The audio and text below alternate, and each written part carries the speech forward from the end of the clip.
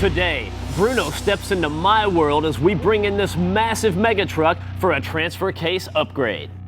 Thought you were bringing out the big truck this week. I didn't know if we could get it in the building or not. I'm sorry. I didn't mean to disappoint you. Hey, welcome to Truck U. I'm Matt Steele. I'm Bruno Massel. You know, I was expecting Matt to bring in one of his rides and have at least some rice and canes to show everybody, but no. We had to bring one of the little trucks. That way we can maneuver it around a little bit, okay? This is our buddy Toyota James's truck. And actually, we call him Toyota James because of the Toyota body on this. This truck was specifically built for Trucks Gone Wild events. Now, those events are full of trucks like this. Those events can consist of a lot of different things, from mud racing to car crushing, tug of war, the occasional sled pull. You've got to have a truck that can adapt to the circumstances, right? Absolutely. That's the name of the game. Now let's take a quick tour of this particular truck. Starts with the tires. That's really the first thing you see. 49 inches tall. These are R4. They're like a loader tire. They're good on tractors. They're really good on trucks too. Now these are good for a V-tread tug of war, which is a tractor tire tug of war. Good for car crushing, and not a bad mud tire Just as an well. everyday Sunday. Just another weekend, you know. King coils all the way around for the suspension. Custom built 4-link design right there.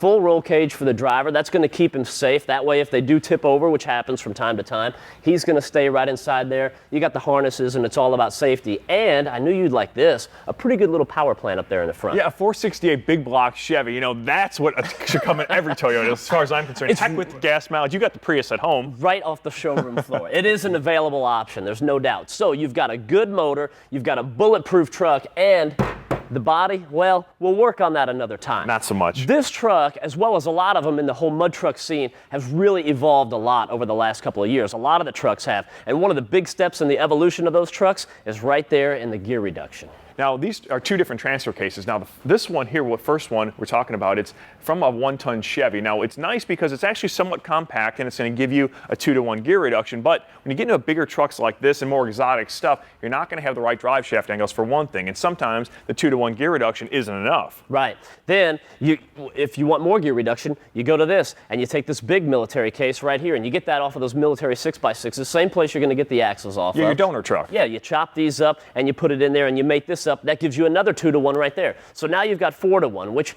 could be good depending on the tire. You've got no adjustability. That's one of the issues. The other issue is, look at all this mass and all this weight, and you've got to get this up into there, right? Now, these guys are actually mating these two gear reduction boxes together, front and back, underneath this truck. So when you stretch it all out, you're looking at, well, the back of the transmission is about here. And so you got to go to about another 4 feet. There. I mean, that's all transfer case underneath this truck. So you can see it's a bit cumbersome to work with, and you're really limited to what the initial gears that are inside of here. So that's not fun. Well, it's like you said, with these particular tires, a 2-to-1 gear reduction may not be enough, and a 4-to-1 gear reduction may be a little bit much. Yep. So out of necessity breeds a little ingenuity, and with these exotic high-end trucks, people are really starting to move forward to something that's a little more specific for their applications. This is the SCS drop transfer case. It's the next step in the evolution for this truck, and it's a step that a lot of guys with trucks like this are taking as we speak, and they're doing that because there's a lot of advantages to running this drop box. Now, the obvious, first of all, is the physical dimension. Now, this transfer case will replace all of that you see on the ground over there. That's 1,000 pounds worth of transfer case. This is 90 pounds. That takes up 4 feet. This takes up 13 inches. And you know what? This, believe it or not, is stronger than all of that. So right there, it's kind of a no-brainer. I know as a racer, you like the tunability, man. Yes. That's the big deal for you. But let's take a look at how this whole thing works, too, while we're talking about this. Okay, here's your input coming in right up on the top. This will spin.